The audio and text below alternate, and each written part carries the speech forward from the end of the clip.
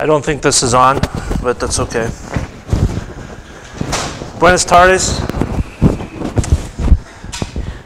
In the United States, we have a joke that says, if you speak 2 languages, you're bilingual. If you speak 3 languages, you're trilingual. And if you speak 1 language, you're an American. So I didn't learn Spanish at lunchtime, so I will be speaking in English again.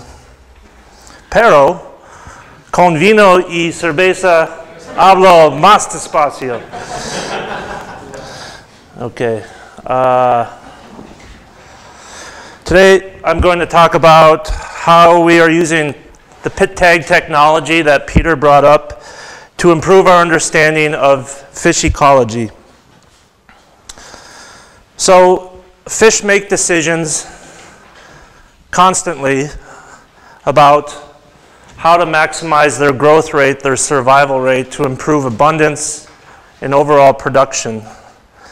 And in order for us to understand how stream restoration and land management will influence these things, we have to understand how fish interact with their habitat. So we still have much to learn about interactions between fish and their habitat. And pit tags can be a very good means to do this. So if I take these responses and summarize them here: movement, growth, survival, abundance.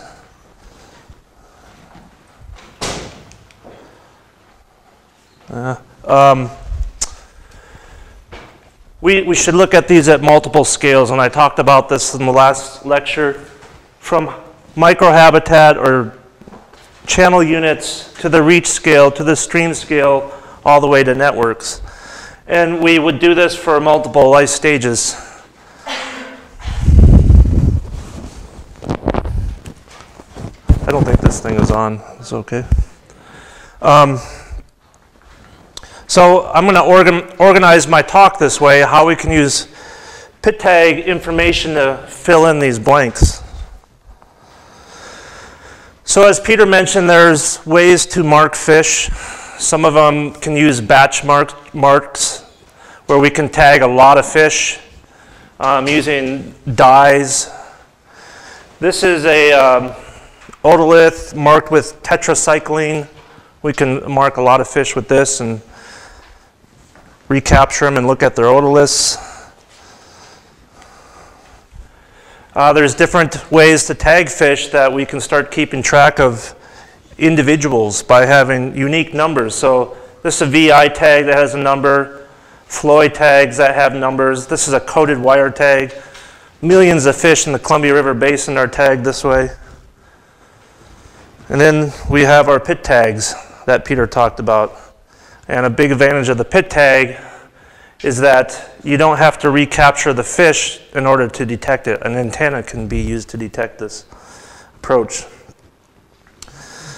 So there are different ways to collect fish data, and we might break this up into active versus passive sampling. And active sampling is where we go to the fish, count the fish, either by capturing them in nets or looking at them, or passive approaches where the fish goes to the trap, the nets, and we capture fish that way. So we break up the sampling in active versus passive. Hydroacoustics can be used to do both. You can actively go after them, or you can just scan for fish and let the fish do the movement. Pit tag antennas can be used in a similar fashion.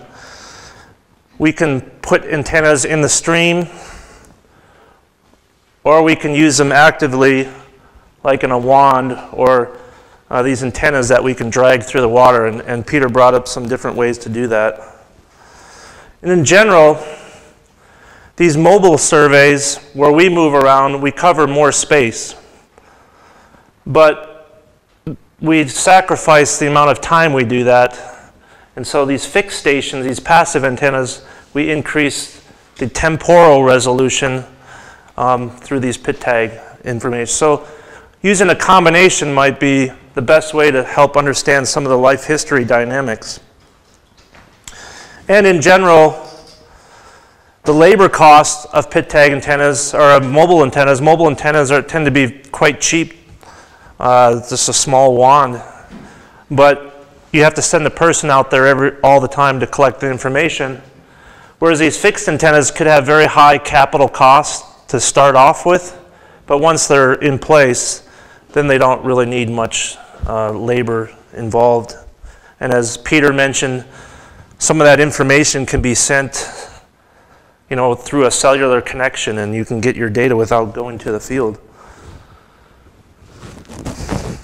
So I'm going to talk about first movement across these different scales. How can we get at some information about movement from pit tag information? So some of the assumptions about tagging in terms of getting that fish movement is that the handling and tagging does not affect the behavior of the fish. That the detection of the fish also does not affect the behavior. And that what you tag represents the population at large. So what you're grabbing is a random sample. And also redetection of the fish represents the population at large. So those are the assumptions that are basically true for all mark recapture efforts. So I'm going to give some examples of how we're looking at movement patterns at different scales. This is looking at the microhabitat scale, or the channel unit scale. This is an aerial image, and we have these antennas in this reach, and this reach is full of beaver dams. And so the water coming in here is faster, then it slows down, and we have it's a multiplexer that we can put 12 antennas on, and these antennas are only this big, so we can characterize an area and see how much it's used by the fish in that reach that are tagged. And so here's an example of some of the information that comes from that type of data collection. This is daytime, this is nighttime, and these are different antennas. The red means the antennas are getting used heavily, and low means they're not being used very heavily. And then these are the characteristics of the different sites. So site 7 is high depth, high velocity, high cover. And same with site 8, medium to high. And if you look in the daytime, these fish are using these two antennas a lot more than, say, these two antennas. And these two antennas are low velocity, low cover, low depth. But at nighttime, it switches to where they're now using these at nighttime, and they're not using this very much. So they're feeding, they're foraging during the day, and they're resting at night. And so these antennas are telling us something about how they're using this microhabitat within this beaver pond.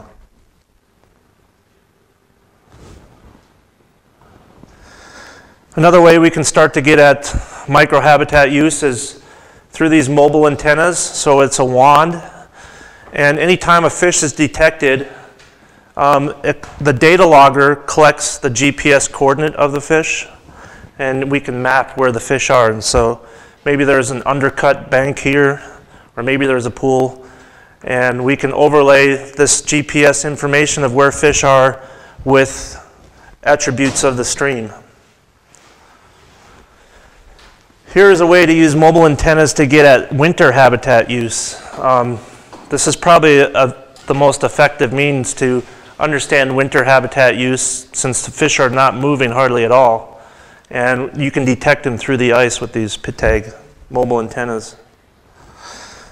If we start to look at larger scales, say when they exit the tributary, we can use antennas to look at timing. So here's the month, and here are the antennas.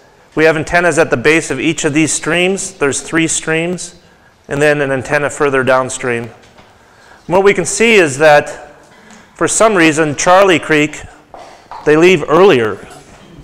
So that could be an interesting, what is the ecological reasons for why they might leave earlier? And this is downstream is a little later, meaning they spend a little time in the mainstream as they're moving. And these are anadromous fish, so they're leaving as smolts. They're starting their migration to the ocean. But it's pretty slow. So that can get at behavior of what fish are doing in the tributary. This is an example of using pit tag information to look at adult upstream movement. And this is a restoration project that I'll talk about tomorrow. Here we installed fake beaver dams, and then beavers build on these dams. And right here, this is prior to that restoration. And this was the distribution of spawners. If this is pit tag antenna 2, 3, and 4, we capture fish at an adult weir, we tag them with a pit tag, and we look at their migration upstream. And the first antenna is where the adult weir trap is. The second one is 13 kilometers upstream, 27 kilometers upstream, 30 kilometers upstream. And before we did the restoration, we detected about 57% moving 13 kilometers up, 18 moving 27, 17 moving 30 kilometers. After the restoration, where we've put 150 dams in, and there are over 250 beaver dams, we see that 12% still make it past all those dams. 44% make it 13 kilometers, so that's maybe 50 dams. We can see that the movement after the restoration really did not change with the presence of a lot more dams. We see approximately 90% making it past a big portion of the stream. So it's in a similar proportion as prior to the restoration. So that was information we learned from pit tag antennas to show that the behavior of these fish, their ability to move upstream, was not affected by beaver dams. Excuse me, what is a beaver? Oh, castor? Yeah. So we can summarize that. We can look at movement rates across all these scales by using pit tag information. Well, what about growth rate? Growth, it's a similar type of assumptions. Handling of the fish, tagging of the fish doesn't affect their growth rate. This isn't always true, though. And this is something you should question when you're doing these types of studies, that handling and tagging a fish can cause them to be stressed, and they might result in lower growth rates.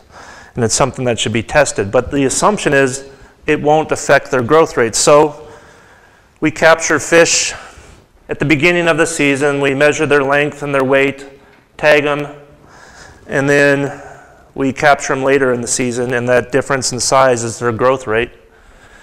And again, in this place where we're looking at beaver dam effects, we looked at the growth rate in the beaver dams than where there were no beaver dams. Oops. So we have this microhabitat use, and we're looking at growth rates. What we find is there's more variability in these free-flowing reaches, but the difference in growth rate is not that much different, although this reach, there was a bit higher growth rate. So we can look at this habitat unit scale and growth. That's pushing this technology because you have to recapture enough fish. In this system, we've tagged we tag about 6,000 fish a year, and most of the time we only recapture 50 fish or so at any one season. So our estimates of growth are pretty low because we don't recapture very many, and that's something you need to consider when designing your study. Is it worth the recapture rate to invest in this type of approach? You don't necessarily have to have unique tags to get at growth rates of fish. And so pit tag antennas are expensive. The tags themselves are expensive. There may be cheaper ways to do this. But the nice thing about this approach is that if you can get at growth rate, then you can probably get at survival estimates and abundance. And you can get a lot of information having unique individual tags. So survival rates. First, you have to assume that the tags are retained and detectable. It is possible that tags sometimes pop out of the fish, and That's something you might have to evaluate depending on how you tag them. And another thing that you need to start worrying about is when you start tagging a lot of fish and the fish dies, the tag is still detecting. And so sometimes those tags will just move downstream and go over the antenna, and it's not really a fish, it's just a tag. Same with the mobile antennas, so you have to take that into consideration. So again, you're assuming that you're representing the population at large when you do these studies. So I thought I would explain how you use pit tags to estimate survival. As just by way of example, imagine you're doing an experiment where you compare a pond with 50 fish. Oh, shit. I don't know why this happens, but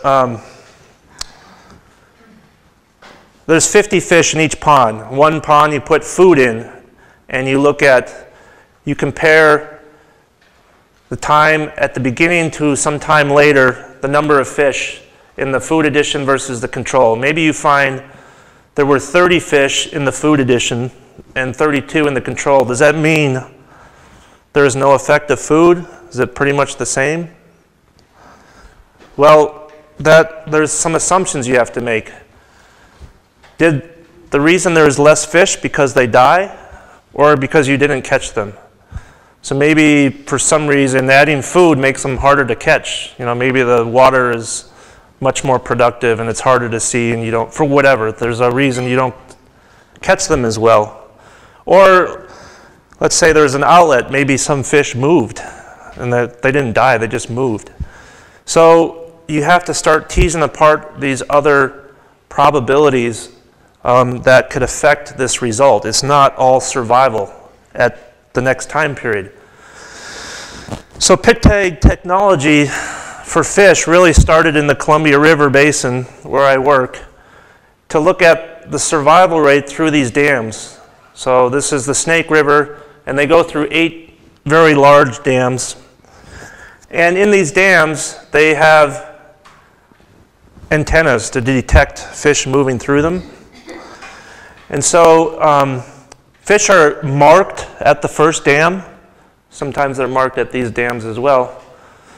And we look at the detection through these dams to get at the survival rate through the dams. And so the idea was to estimate survival through the hydro system.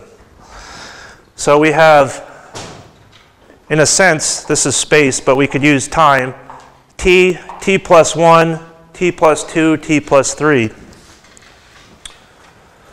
to get in-river survival. So the way we code this is where you tag them is the first detection in a sense, so they get a 1. If they're detected at the next dam, they get another 1. If they're detected at the third dam, they also get another 1. So the code for this one would be 111, means they were tagged and detected at the first 3 dams. If, say, you tagged not at this dam but at this dam, then it would be 011. Here's an example where we tagged at this one, was not detected here, but was detected here. So what you can start to see here is the probability of being detected between these 2 dams could be survival, or it could be the probability of being detected. Here, this was not detected, but it obviously survived, right? So this was not, it survived to here. So we know this was alive, but it wasn't detected. So we can say, we can figure out the probability of being detected, and we can start to tease apart survival versus being detected. So that's how these mark recapture models work. The model I just described is the Cormack-Jolly-Seaver model. So the Cormack-Jolly-Seaver model is 2 variables: survival and encounter rate, apparent survival and capture probability. So like I said, there's a probability for each of these things occurring. 1111 has probability of surviving from this time to this time times this probability of being captured from this time to this time. And then this is between these two events. What this means is we can only capture survival between these two events. We need 3 events to capture survival between 2 events. So you always have to have a downstream facility for detection to get at survival in an upstream facility. Or you need T plus 1 detections to get survival of T. So I've mentioned this thing called apparent survival. Well, okay, let me hold on for 1 second. So this Cormac Jolly Seaver is used in a stream where fish are moving because they're migrating to the ocean. We have distinct time periods. But in a system like this where they're in their tributaries and the fish are moving around, we don't have distinct groups. These fish can be detected at any time. So throughout the whole summer, you could be detecting fish. And you need distinct periods for the Cormac Jolly Seaver to work. So now you need a different survival model because the Cormac Jolly Seaver doesn't really fit this model. The other thing about the Cormac Jolly Seaver is it's apparent survival rather than true survival. So what does that mean? Well, we don't know if the fish left or if it died. And so when we say apparent survival, that includes emigration and survival. So are there other ways that we can account for survival or that we can use this continuous information that pit tag antenna supplies? We have been using what's referred to as the Barker model, and we just published a paper on this. Here's the common way to do this, very simple model. This one has those same 2 variables, but it also has these other variables that are the probability of being recited between your events. And this model was developed, let's say you're sampling in the spring and the fall, and then there's fishermen that collect these fish and they keep them in their creel, and you do a creel survey, and you know there's a fish alive somewhere between that first sampling event and the second sampling event. There's data there. There's information there. And so this is a way to use what we call recite instead of recapture information, and that's the same thing that these antennas do, is providing recite information. So this recite information helps improve your estimates of survival. In addition, we have this site fidelity. So this is 1 minus this site fidelity is emigration, and then this is immigration. So these are also parameters. So we did a simulation model where we had a system where we estimated survival, and then we simulated the number of recaptures to produce truth, and we saw how well each of these models work. And what we found is that the Barker model, if this is bias, there's very little bias in the Barker model compared to the Cormac Jolly Seaver model. The Cormac Jolly Seaver model can be way off in your estimate because it's not true survival, it's apparent survival. And the problem with the Barker model is there's so many parameters, it requires a lot of data. But what we found is it doesn't really require that much data to get very specific. So if you're going to use this to estimate survival, you should really pay attention to the model you use. And the Barker model is a fairly reasonable model to use. Okay, so these antennas can be used for reciting events as in the Barker model. Same with using mobile antennas. We can use those as detections for either a marking event or a recite event. A lot of this information can be found in this book that's free on the internet, Program Mark. So if you are thinking about doing your own survival studies using pit tags, then this is a very valuable book. And this is free. This is software to do these complicated models that is also free. So if someone needs that website, I can get it to you. Okay, so survival, we can look at survival at the reach, stream, and network. It's kind of hard to do it at these channel unit scale unless fish don't move at all and you can tag a lot of fish. Survival estimates need a couple hundred tags and recaptures in order to get a survival estimate. Okay, abundance. Tagging doesn't affect behavior. And then we often assume that the population is closed, meaning they're not immigrating or emigrating when we estimate abundance. So I'll give a quick example of how we use tag information to estimate abundance. This is a Lincoln-Peterson estimate. Basically, what you do is you go out and you collect a bunch of fish and you tag them. That's represented by M, the number of fish that you collected and tagged. And then you go back out and you recapture. So you take all your fish, you tag them, put them back in the reach. Then you come back and you recapture them. And this is the number of fish from that initial mark to the total number of fish.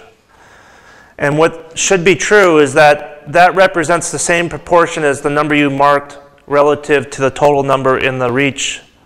So the total number in the reach equals this equation. So let me just show you an example of that. Let's say this is your population.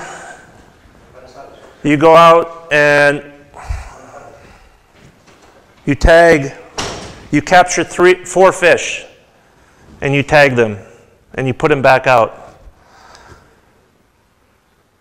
And then you go back and you recapture more on the second event. And this is the ratio. You get 2 out of 3 fish are tagged. So we just simply take this and our estimate is 10 fish. So it's a very simple way to estimate population. But to do this mark recapture approach, where we capture them and put them back, is shown to be the least biased method for estimating abundance. Other approaches that you may know of are depletion, where you just keep removing fish until you get less and less fish and you estimate. This has less bias. You can also expand your population estimates by this ratio. And so let's say we've tagged 2 out of 5 fish. We tag 2, we do our estimate, we assume that there's 5 fish. Well, what we can do is, if we detect that many fish going over the antennas, we can assume that same ratio applies to the fish that you're not seeing. So as fish move over the antenna, it's in the same ratio that you tagged them in. So you can increase your population estimate that way. Of course, this assumes that you have a closed population. And often that's difficult to do, so in streams we put block nets up.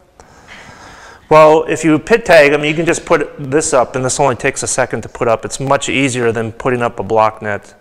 And in fact, you can sample a lot more fish and tag a lot more fish in the time it takes to put a block net up. So you can save a lot of time and get more tagged fish by using an antenna like this at the top and bottom of the reach. So we can get abundance estimate at all these scales. It's a little bit harder to do at the smaller scale, but we can use pit tag information to get at all these scales. So we can basically fill this matrix up by tagging with pit tags. So to conclude, define your interests. Do you really need to use pit tags? A mark recapture estimate of abundance doesn't require unique tags. It just requires, you can do a fin clip. You can do some other way of marking fish. But there's a cost there. This multi-prong approach allows you to get at a whole bunch of information, such as growth and survival and movement and abundance. So that's the power of the pit tagging approach. So I'll leave it at that. Peter's next.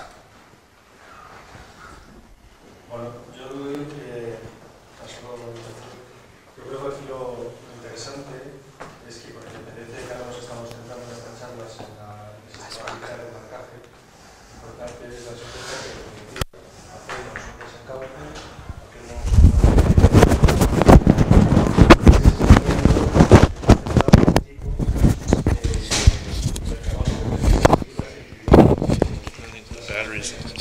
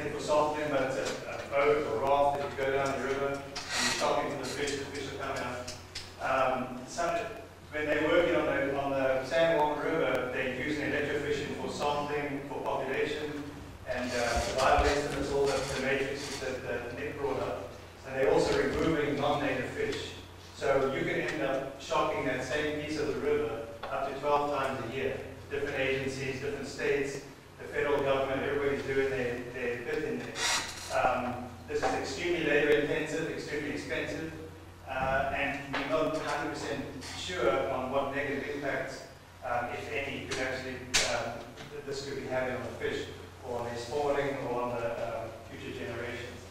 So what we came up with as another option, or so that you don't have to do as many electrofishing trips, or maybe replace some of them, is a pit tag floating antenna that would be behaving in a similar way to the electrofishing boat, but we'd rather just scanning for a fish, you're not actually physically catching.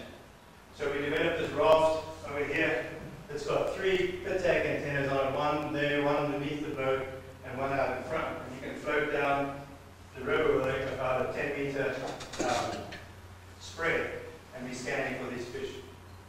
We just take it down on a smaller boat or a smaller river, the same thing. Just float down the river, scanning for these fish. The scan height from these antennas is, unfortunately, we're always limited by that read range. So we're only reading about that deep into the water, but it's still successful, still getting a lot of fish. It would be nice if we were scanning up at a much deeper water.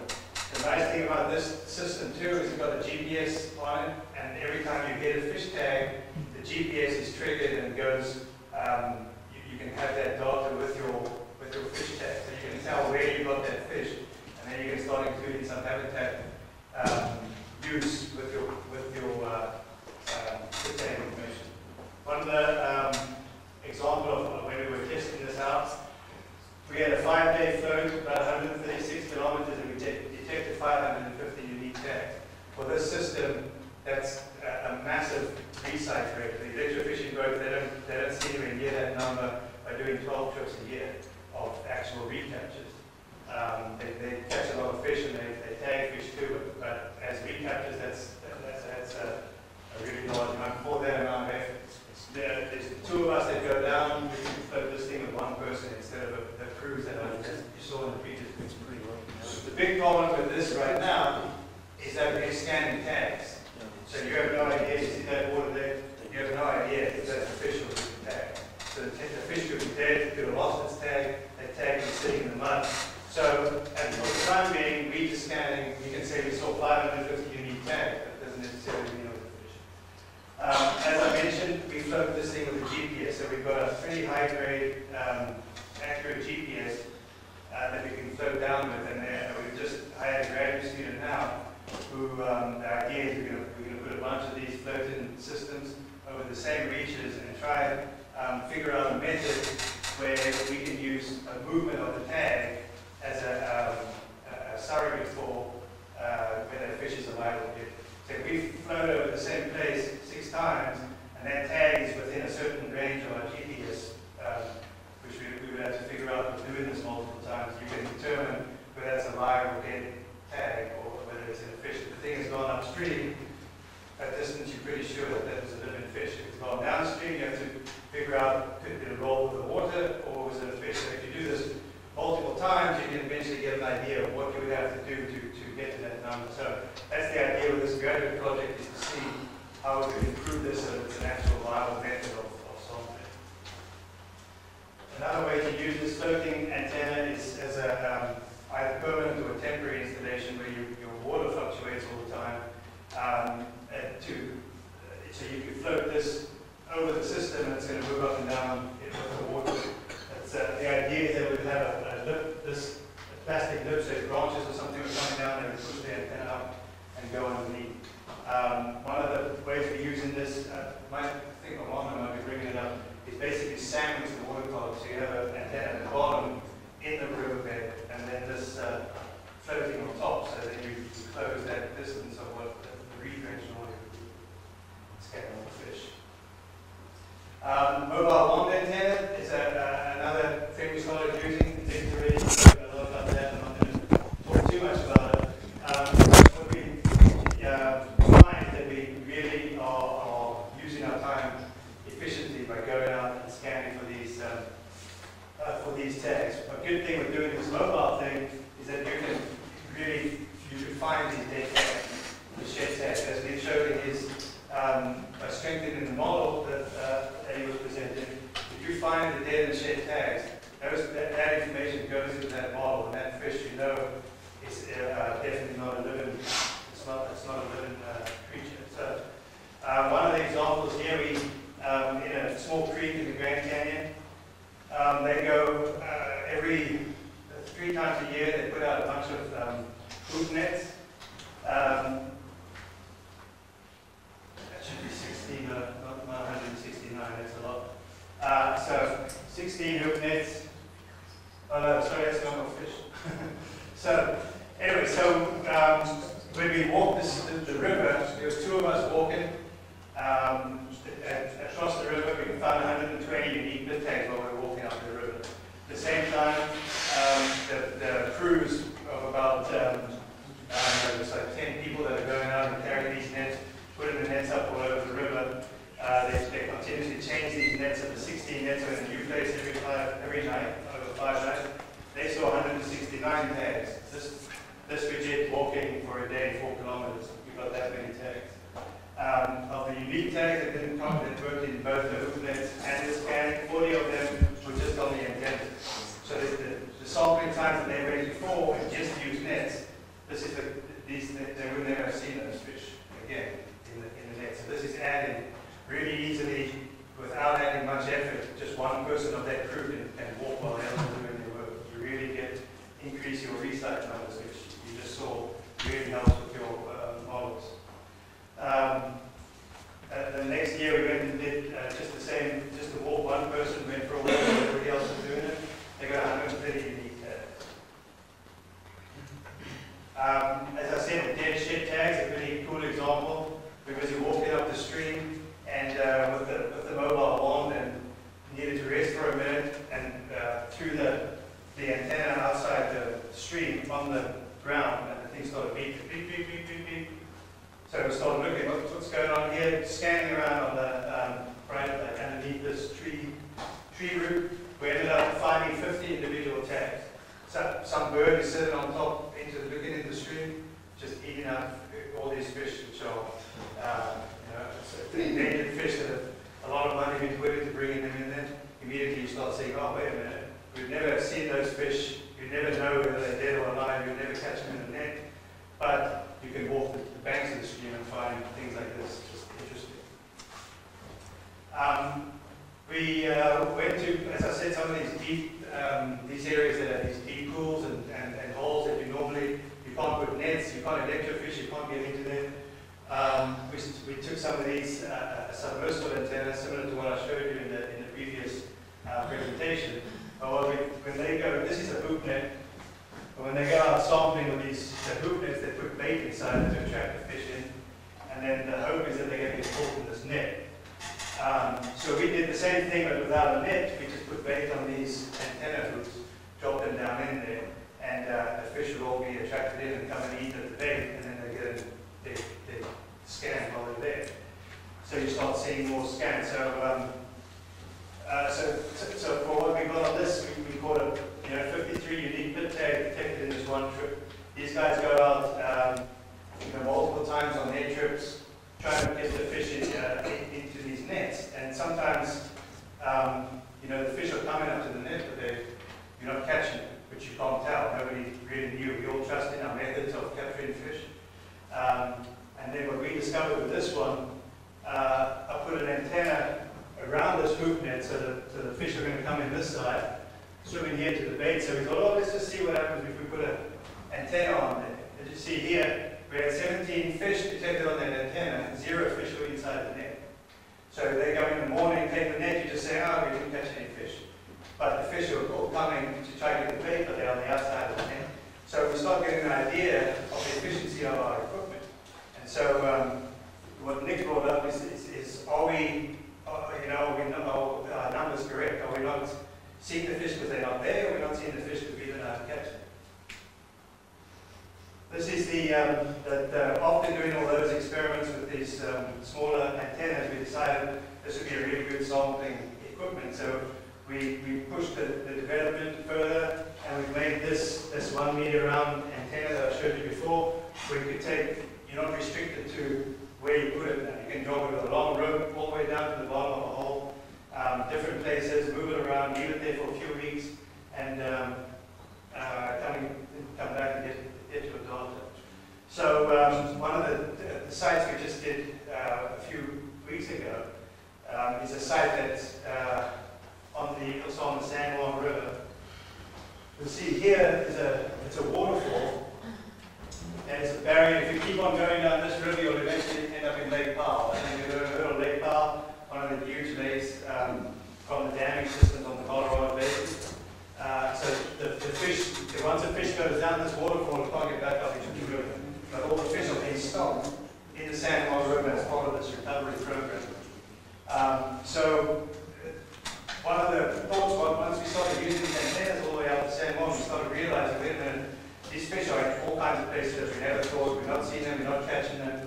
Nobody was ever doing sampling down here in this section below the waterfall. They were just taking it that if the fish goes down the waterfall, it's gone, we've lost it, it's going to go to Lake Powell and get eaten by striped bass or something.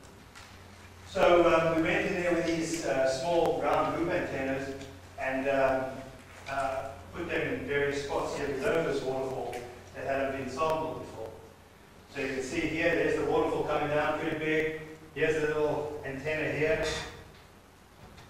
We put the antenna just off the, can't see it in this picture, but we'll get to where it was.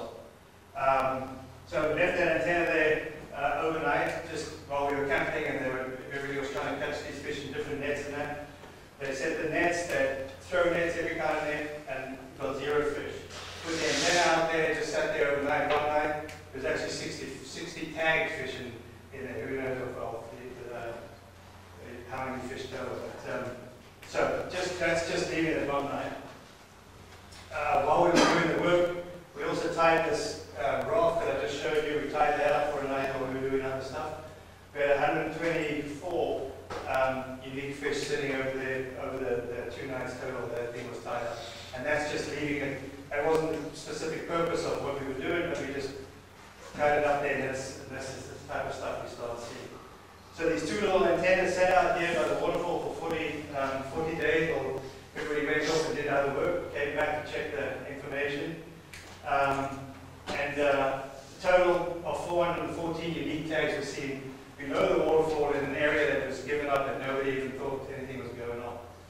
Over 2 years of sampling with all those electrofishing trips that I just told you about, they had around 2,000 recaptures of fish. This is 40 days with these tiny little antennas that are not very expensive, and we saw 414.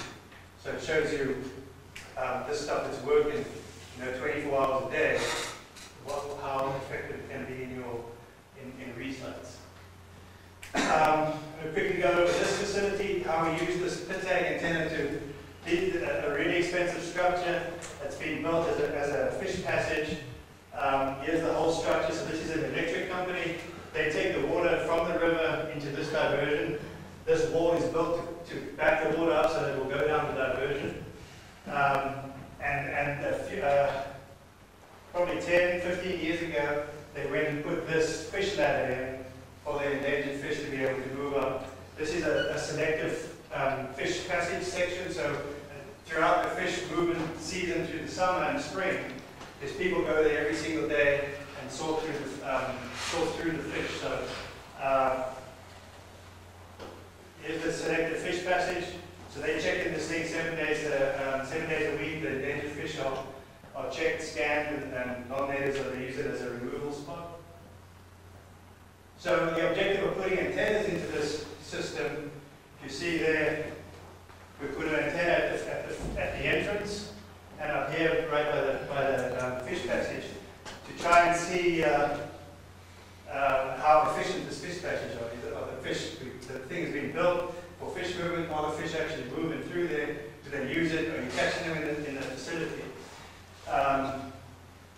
So this is what came out of this period. 636 unique fish were on the antenna. The important slide I want to show you is this one. So the antennas went in there to test the efficiency of the system. It had nothing to do with the whole sampling, how the process or the design of it, but they wanted to get an idea, so we were getting this number of fish. What does it mean for what's actually coming in? the money that's been spent on this system, 559 fish try to come up through that thing. They call it 9 of them in the selective system, in that selective passage section. 16 total. So out of the pike minnow, a high percentage, the total number of fish, just a ridiculous percentage. They start looking at what's the issue going on here. The thing's not really working at all. The trash builds up. No fish even comes near the thing because it's just not an attractive flow. So they come there. The trash is built up really high. They can't open it effectively. They can't even get in there. So what that tells them now is if we want to make more use of this thing, we're going to have to do something about it. So now they're spending more money to put cleaning stuff on to rate the screens and that sort of thing. But nobody had any numbers to work with before they actually looked at it with these antennas. On the diversion board itself, you can see what the flow and everything looks like here. It's also on a concrete wall. What's inside the concrete wall is a bunch of metal rebar that's sort of stacked with the concrete. That can really mess with your antenna field when you put the antenna in. So what we decided to do there was to create these concrete base antennas. So we poured this massive, 6 meter long fiberglass base, poured it full of concrete, and flipped it over. You see hanging off the thing here, the antenna sitting on top here. So what we got was a really strong antenna that's going to withstand the flows and all the sediment in the river, but also put us off the concrete wall and got away from the interference of the antenna. So you can imagine, what it takes to do one of these. You need all that heavy equipment and all of that. It's not an easy do-it-yourself event on this one. So that was fun. What we saw on that wall, so total through that whole diversion facility, not only did it answer those questions that we were asking, are the fish using the passage, is it worthwhile, what is going on, but what it also gives us is these resites. So the resites that Nick spoke about that goes into the model.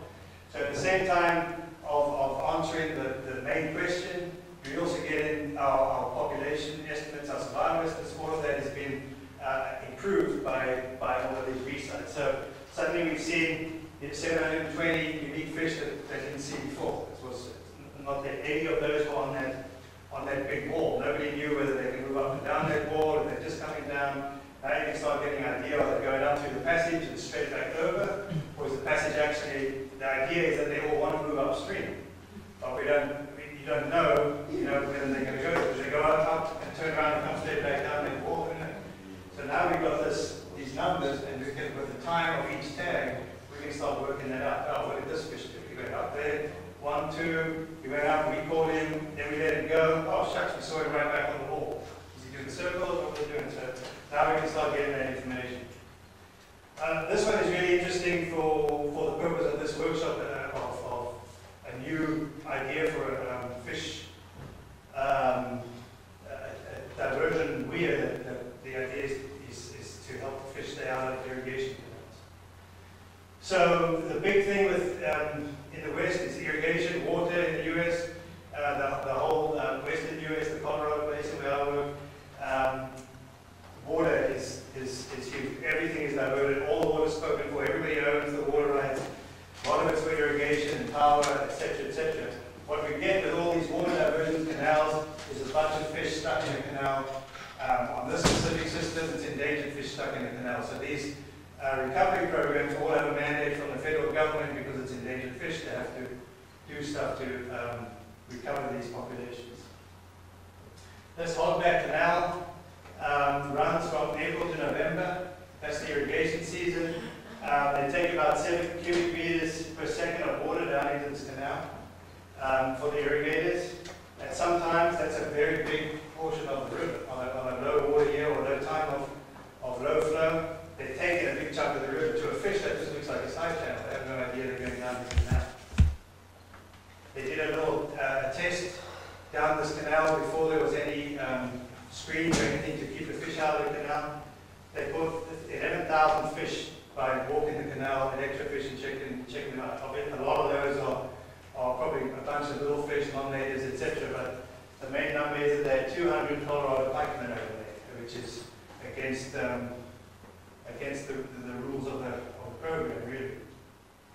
So they had to do something about that. Another example is the Green River Canal, where they're busy planning to do something to keep the fish out of this canal. So we did. Luckily, we got in there early, so now we can have. We were talking before, when you're going to do a monitoring, a restoration program, it's nice to have pre-information and post-information. We didn't have a lot of pre-information except for this one study on this canal. But on this canal, we're now in our third year of monitoring this canal before the structures start getting put in.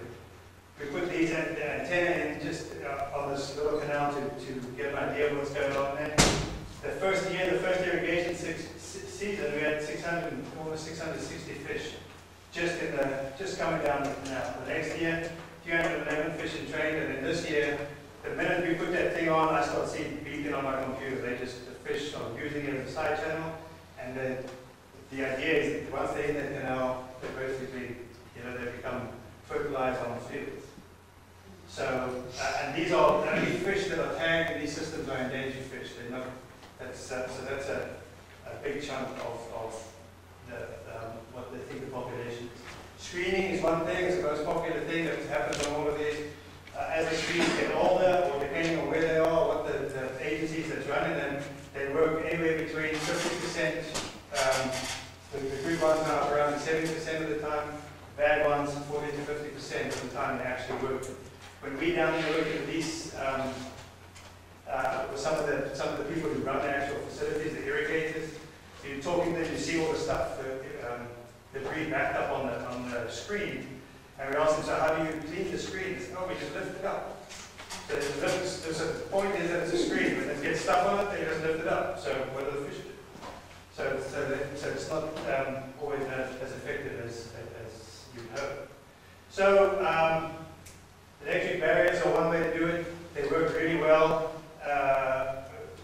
in one direction when the fish is trying to move upstream. When they're trying to move downstream, if they get electrified and they keep trying to go to that same place, they'll just be unconscious and roll in with the direction of the water. So it's not effective in the downstream direction. So they came, some engineers got together and came up with this new idea for putting this wheel wall into the irrigation canal. So I'll describe that to you in a minute. $3.5 million to put this wheel wall in to keep the fish out of the canal. But nothing was in place in the initial design to know whether this thing's even going to work. So they got it built, got everything built up, and then suddenly realized, oh, wait a second, we better figure out how to know whether this is useful, because if it works, they can go put it in other places like that Green River Canal, or it might be a really good method.